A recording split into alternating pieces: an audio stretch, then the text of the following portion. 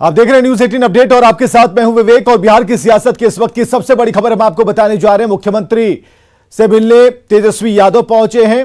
संभावित मंत्रियों की जो लिस्ट है वो लिस्ट लेकर मुख्यमंत्री के पास पहुंचे हैं डिप्टी सीएम तेजस्वी यादव, और तेजस्वी ने मुलाकात की है। और भक्त चरणदास भी नीतीश कुमार से मिलने पहुंचे हैं, क्योंकि हर के पास अपनी अपनी सूची है और सभी मुख्यमंत्री को दिखा रहे हैं कि हमारे पास इतने लोगों की सूची है और इनको हम मंत्रिमंडल में शामिल करेंगे और इन्हें मौका मिलेगा। तो तेजस्वी और भक्त चरणदास एक ही गाड़ी में नीतीश कुमार से मिलने पहुंचे हैं। आरजेडी और कांग्रेस से जो संभावित नाम है, संभावित जो मंत्री हैं, उनकी जो सूची है, इसे लेकर तेजस्वी पहुंचे मुख्यमंत्री के पास। साथ में कांग्रेस प्रभारी जो भक्त चरणदास हैं वो भी पहुंचे हैं और तमाम मंत्रियों की जो लिस्ट है, सूची है, उसे मुख्यमंत्री को सौंपा है।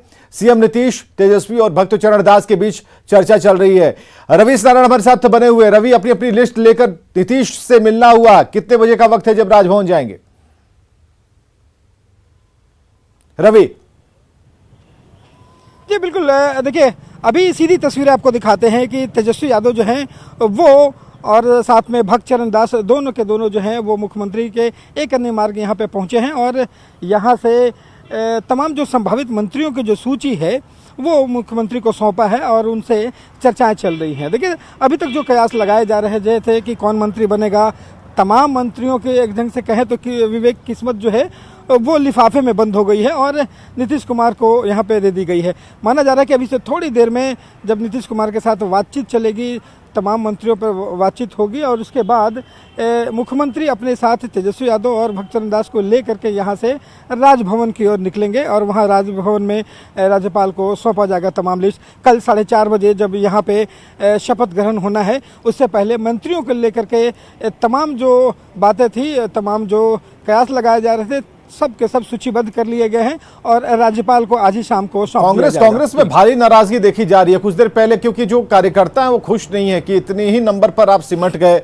आपको ज्यादा मांगना चाहिए, फिर आपका अधिकार जो था वो 5 का था, फिर ऐसे कैसे हो गया। और भक्त चरणदास पे भी कई गंभीर आरोप लगा दिए कार्यकर्ताओं ने। देखिए ये नाराजगी कुछ नया नहीं है। जब टिकट बांटे जा रहे थे उस समय भी जिस ढंग से टिकट दिए गए थे वहाँ भी नाराजगी देखी गई थी। उपचुनाव जो हुए थे उस समय तो दोनों जो गठबंधन है बिल्कुल तार तार हो गया था।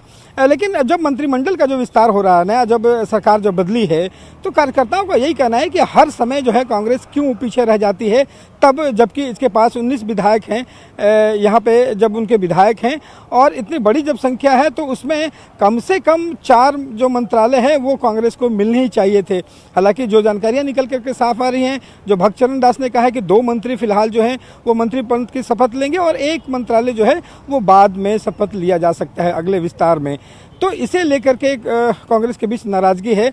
देखने वाली बात होगी कि यहाँ पे भक्त चरणदास अपने उस नाराजगी को लेकर के क्या, बिल्कुल यही सवाल अभी रवि हम आपसे जानना भी चाहते हैं कि तेजस्वी और फिर भक्त चरणदास कांग्रेस की तरफ से दोनों अपनी लिस्ट लेकर पहुंचे हैं, क्या जो रायशुमारी चलेगी अपनी अपनी लिस्ट मुख्यमंत्री तक से पहुंचाएंगे या फिर मुख्यमंत्री भी बताएंगे उस पर कि आप जो लाए हैं उसमें कुछ करेक्शन की उम्मीद है या फिर इन्हें मौका दिया जाना चाहिए था, ऐसा भी कुछ हो सकता है?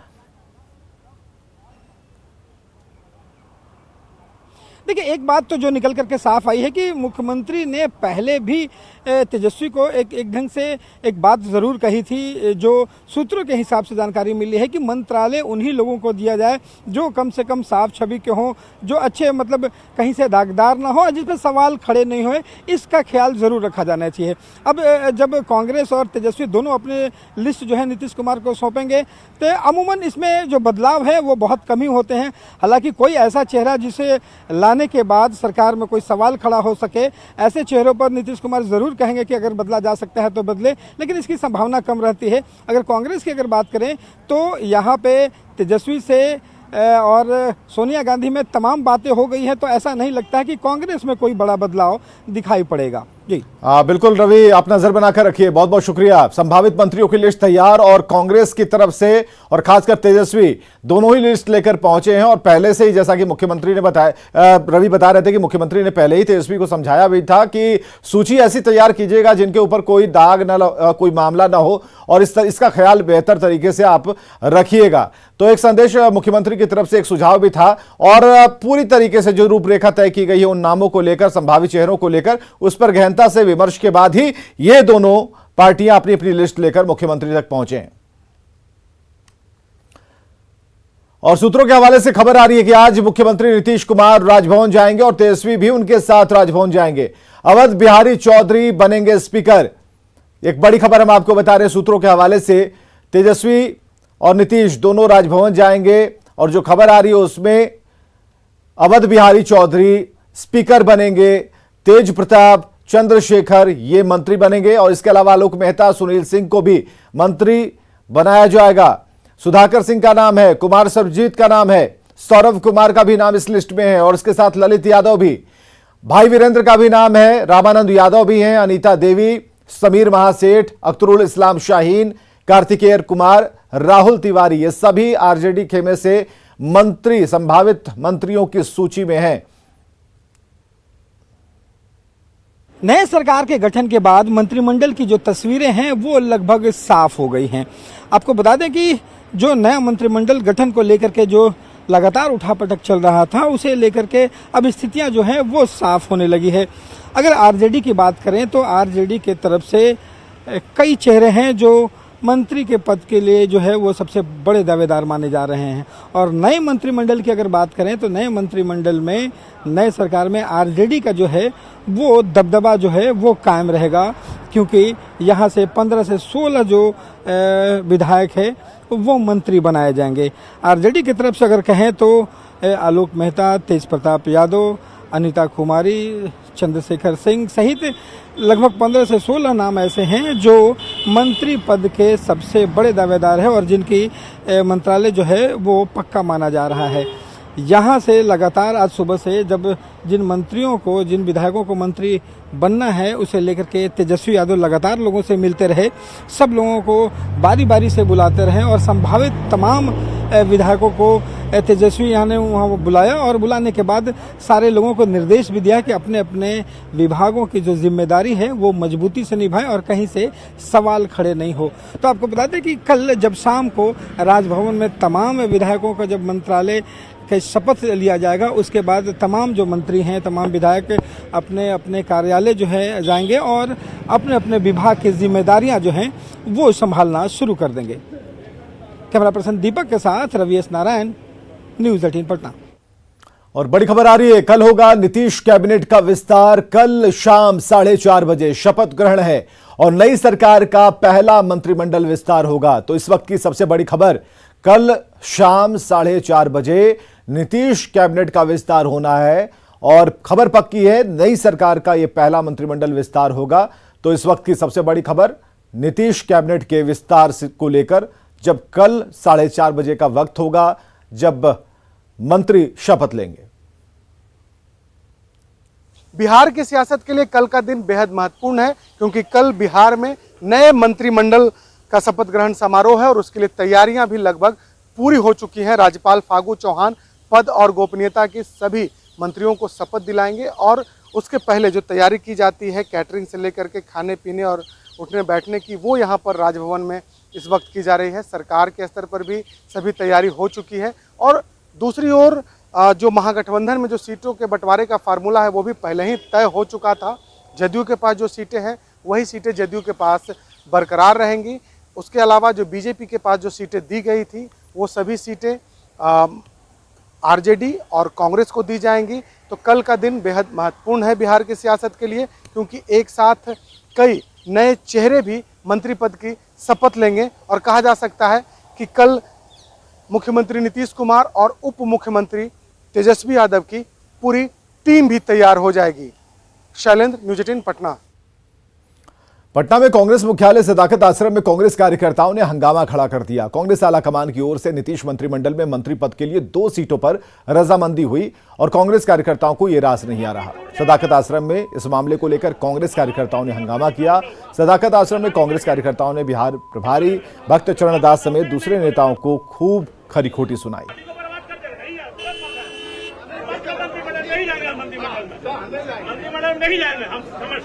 मंत्रिमंडल में वाजिब हक मिलना चाहिए कांग्रेस में। कौन नेता सहमत है? नेता कौन होता है यहाँ? सोनिया गांधी, राहुल गांधी की टोपी वाले नेता हमारे हैं?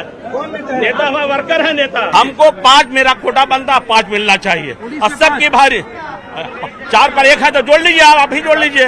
4 पर 1 का हिसाब बना रहा है, मांझी को मिल रहा कैसे 4 पर 1? 2 माइनॉरिटी से 5 हमारा हक बनता है और सबकी भागीदारी होनी चाहिए। कांग्रेस सबको लेकर चलने वाली पार्टी, किसी एक कास्ट धर्म की पार्टी नहीं है। और इस वक्त की बड़ी खबर, इस साल 4 लाख नौकरी देने का लक्ष्य रखा गया है। सभी विभागों से ब्यौरा मांगा गया। सामान्य प्रशासन विभाग ने रिपोर्ट मांगी है और किस विभाग में कितने पद खाली हैं, इस रिपोर्ट के आधार पर यह तय किया जाएगा।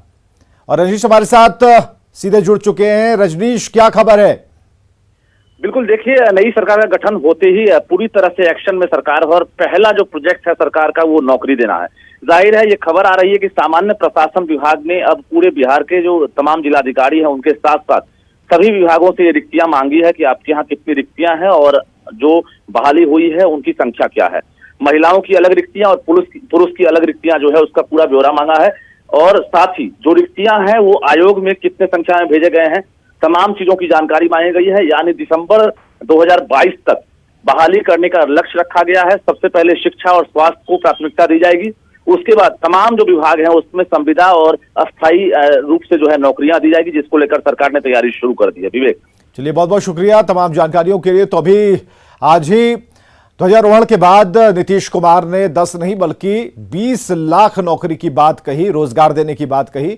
लेकिन अभी जो सामान्य प्रशासन विभाग ने जो रिपोर्ट तलब की है उसमें सभी विभागों से ब्यौरा मांगा गया है कि कहां कहां रिक्तियां हैं, कहां जगह खाली है, कहां संभावनाएं हैं, और खाली पदों का ये ब्यौरा मांगा गया ताकि उन पदों पर, उन रिक्तियों पर, उन पदों को भरा जा सके। और इस साल 4 लाख नौकरी देने का लक्ष्य है इस सरकार में। और रोजगार और नौकरी देने की बात पर यह सरकार अब इस नए सिरे से काम कर रही है, जिसे और भी तब बल मिला जब मुख्यमंत्री ने आज इसकी घोषणा की, ऐलान किया। और अभी जो काम दिख रहा है वो ये है कि सामान्य प्रशासन विभाग ने जो रिपोर्ट है वो तलब की है। लाल किले की प्राचीर से देशवासियों को संबोधित करते हुए पीएम मोदी ने भ्रष्टाचार और परिवारवाद पर हमला बोला और इसे खत्म करने का संकल्प दोहराया। उन्होंने कहा कि दुर्भाग्य से राजनीति की इस बुराई ने हिंदुस्तान की सभी संस्थाओं में परिवारवाद को घोषित कर दिया है। इससे देश की प्रतिभा को नुकसान होता है। पीएम मोदी ने युवाओं से अपील की कि भाई भतीजावाद के खिलाफ जंग में उनका साथ दें। हमें भ्रष्टाचार के खिलाफ पूरी ताकत से लड़ना है। पिछले 8 वर्षों में डायरेक्ट बेनिफिट ट्रांसफर के द्वारा आधार, मोबाइल, इन सारे आधुनिक व्यवस्थाओं का उपयोग करते हुए 2 लाख करोड़ रुपए जो गलत हाथों में जाते थे उसको बचा करके देश की भलाई के लिए काम लगाने में हम सफल हुए हैं। जो लोग पिछली सरकारों में बैंकों को लूट करके भाग गए, उनकी संपत्तियां जब्त करके वापस लाने की कोशिश कर रहे हैं। कईयों को जेलों में जीने के लिए मजबूर करके रखा हुआ है। हमारी कोशिश है जिन्होंने देश को लूटा है उनको लौटाना पड़े, वो स्थिति हम पैदा करेंगे। मैं सबकी चर्चा न करते हुए 2 पर जरूर चर्चा करना चाहता हूं। एक है भ्रष्टाचार, दूसरा है भाई भतीजावाद, परिवारवाद। भारत जैसे लोकतंत्र में जहां लोग गरीबी से जूझ रहे हैं, जब एक तरफ से देखते हैं कि एक तरफ वो लोग हैं जिनके पास रहने के लिए जगह नहीं है, दूसरी पर वो तरफ लोग हैं जिनको अपना चोरी किया हुआ माल रखने के लिए जगह नहीं है। बिहार में नौकरी की बहार आने वाली है। पटना के ऐतिहासिक गांधी मैदान से मुख्यमंत्री नीतीश कुमार ने इसका ऐलान किया। स्वतंत्रता दिवस पर तिरंगा फहराने के बाद उन्होंने कहा कि उनकी सरकार रोजगार के लिए बहुत से काम कर रही है। नौकरी और रोजगार दोनों का इंतजाम इतना करवाएंगे, सरकारी और सरकार के बाहर भी हर तरह से इतना ज्यादा काम बढ़ना चाहिए कि ये हो जाएगा। तो हम लोगों का मन तो है कि भाई इसको तो हम लोग 20 लाख तक पहुंचाएं। इसके लिए पूरे तौर पर हम लोग हर जगह इन सब चीजों को काम करेंगे। वो गरीब है तो आखिर उसके उत्थान के लिए भी और क्या करना, हम लोग तो सब कुछ कर रहे हैं। और भी अगर इस पूरे सर्वेक्षण से ये जानकारी हो जाएगी तो आप समझ लीजिए कि सबके आर्थिक स्थिति के सुधार के लिए भी हम लोग पूरा प्रयास करेंगे। और इससे ये हो जाएगा, ये जो जाति आधारित गणना का हमारा काम और उससे जो भी निकलेगा उसके लिए उनको और बेहतर बनाने का जो हम लोग काम करेंगे। और मांग करना होगा तो मांग करते रहेंगे, लेकिन जो राज्य सरकार की जिम्मेदारी है वो हम लोग राज्य सरकार अपने स्तर से ये सब काम इतना करते रहेंगे तो इसी के साथ होगा न्याय के साथ विकास। और हमारे साथ जो नई पीढ़ी के अब लोग हैं, आप मुख्यमंत्री सब लोग मिलकर के इस काम को बहुत तेजी से आगे बढ़ाएंगे और बिहार को बहुत आगे विकसित करेंगे, इस काम को करेंगे। इसलिए आप सब लोग इन बातों को जान रहे हैं, हम लोग काम कर रहे हैं, आगे भी हम लोग पूरा काम करते ही रहेंगे। गांधी मैदान में सीएम नीतीश कुमार के 20 लाख नौकरी देने के ऐलान पर डिप्टी सीएम तेजस्वी यादव ने बयान दिया। तेजस्वी यादव ने कहा कि उत्तम बिहार का सपना साकार होगा। एक ऐतिहासिक घोषणा की उन्होंने कहा है गांधी मैदान से 10 लाख नौकरियां दी जाएंगी और इसको बढ़ा के 20 लाख भी किया जाएगा। इतना बड़ा मुद्दा जो असल मुद्दा है, आप लोग उस पर क्यों नहीं बहस करते हैं भाई? उस पर क्यों नहीं चर्चा करते हैं? आज हर एक बिहार का नौजवान के दिल में जो उम्मीद थी, जो ख्वाहिश थी, कौन है यार, आज उसको हम लोग साथ मिलकर के पूरा कर रहे हैं। अरे कौन 4-5 दिन से आप लोग तो सही रहो ना, सही रहो बड़ा। देश एक तरफ आजादी का अमृत महोत्सव मना रहा है, वहीं सीतामढ़ी के स्कूल में स्वतंत्रता दिवस की तैयारी के नाम पर डांसर्स के साथ ठुमके लगाए जा रहे थे, जिसका वीडियो सामने आया है। स्कूल में कुछ लोग भोजपुरी गाने पर एक डांसर को घेर कर डांस करते दिख रहे हैं। यह मामला है बेलसंड थाना क्षेत्र के उत्क्रमित हाई स्कूल का। जब स्कूल में डांस चल रहा था उसी दौरान किसी ने इसका वीडियो बनाया और सोशल मीडिया पर वायरल कर दिया। वीडियो में कुछ लोग डांसर के साथ सेल्फी लेते हुए दिख रहे हैं। अररिया में भारत नेपाल सीमा पर नो मैंस लैंड में लगातार आबादी बढ़ रही है और इसमें एक ही समुदाय के ज्यादा लोग हैं। यह कहना है अररिया के बीजेपी जिलाध्यक्ष का। उनका कहना है कि 10 साल में लगातार सीमा से सटे इलाकों में आबादी बढ़ती जा रही है। साथ ही मस्जिद, मदरसा, कब्रिस्तान की संख्या बढ़ती जा रही है। बताया जा रहा है कि 10 साल पहले जहां महज 20 घर थे, अब वहां सैकड़ों घर बन चुके हैं। हमारे सहयोगी सतीश कुमार भारत नेपाल सीमा पर बसे सिकटिया पंचायत के नया टोला पहुंचे और जायजा लिया। हम लोग भी देख रहे हैं विगत 10 वर्षों में नो मैंस लैंड में एक ही समाज के लोगों का जनसंख्या बढ़ते जा रहा है। निश्चित रूप से लगता है कि कहीं इसमें पीएफआई मॉडल तो नहीं काम कर रहा है। अभी हम भारत नेपाल सीमा के सिकटिया गांव में है। तस्वीर में आप साफ तौर पर देख सकते हैं कि इस इलाके में जो मुस्लिम आबादी जो है लगातार इस इलाके में बीते 10 वर्षों में 20 से 30% का उसमें बढ़ोतरी हुआ है। और हम बता दें कि जिले में जो 3 गिरफ्तारियां हुई, उसके बाद जो दस्तावेज़ मिले थे कि उस आधार पर भारत को 2047 तक इस्लामिक स्टेट बनाना है, उसके बाद जो है भाजपा के नेताओं ने एक बड़ा सवाल खड़ा किया है कि नेपाल की खुली सीमा पर बीते 10 से 15 वर्षों में 25 से 30% का इजाफा मुस्लिमों की आबादी में हुआ है। और यहाँ अलग अलग संस्थान, इदारा, मस्जिद, करबला, ईदगाह जैसी जो स्ट्रक्चर हैं वो खड़े हुए हैं। तो साफ तौर पर इस इलाके में जो है नेपाल की खुली सीमा, हम बता दें कि अररिया ज़िले में नेपाल की खुली सीमा करीब 100 किलोमीटर की होती है। और हम बता दें नरपतगंज, फारबिसगंज, जोगबनी, कुर्साकांटा और सिकटी जैसे जो इलाके हैं, इन इलाकों में जो है जो बताया जा रहा है एक रिपोर्ट के मुताबिक कि 25 से 30% का इजाफा यहाँ पर मुस्लिम डोमिनेंट यह इलाका धीरे धीरे होता जा रहा है। और भाजपा के नेताओं ने सवाल खड़ा किया है कि कहीं यह पीएफआई का वह मॉड्यूल का हिस्सा तो नहीं है। तो उधर भाजपा नेताओं ने भी यह दावा किया, अपना बयान जारी कर यह बताया कि नेपाल की खुली सीमा पर लगातार 15 से 20 वर्षों में जो है 30 से 35% जो आबादी है मुस्लिमों की वो बढ़ी है। और उनका यह भी दावा है कि यह उस PFI मॉड्यूल का हिस्सा तो नहीं जिसमें 2047 तक भारत को इस्लामिक स्टेट बनाने की वह परिकल्पना थी। सतीश कुमार, न्यूज़ 18, भारत नेपाल सीमा, सिकटिया, अररिया। और बड़ी खबर आ रही है औरंगाबाद से, जहां रेलिंग गिरने से 17 बच्चे घायल हो गए हैं। स्कूल की रेलिंग गिर गई और यह हादसा हो गया। 4 बच्चों की हालत गंभीर बताई जा रही है। बड़ी खबर औरंगाबाद से, जहां रेलिंग गिरने से 17 बच्चे घायल हो गए हैं और ये रेलिंग स्कूल की थी और यही रेलिंग गिरी जिस वजह से हादसा हुआ है और 4 बच्चों की स्थिति जो है वो गंभीर बताई जा रही है। ये बड़ी खबर इस वक्त की।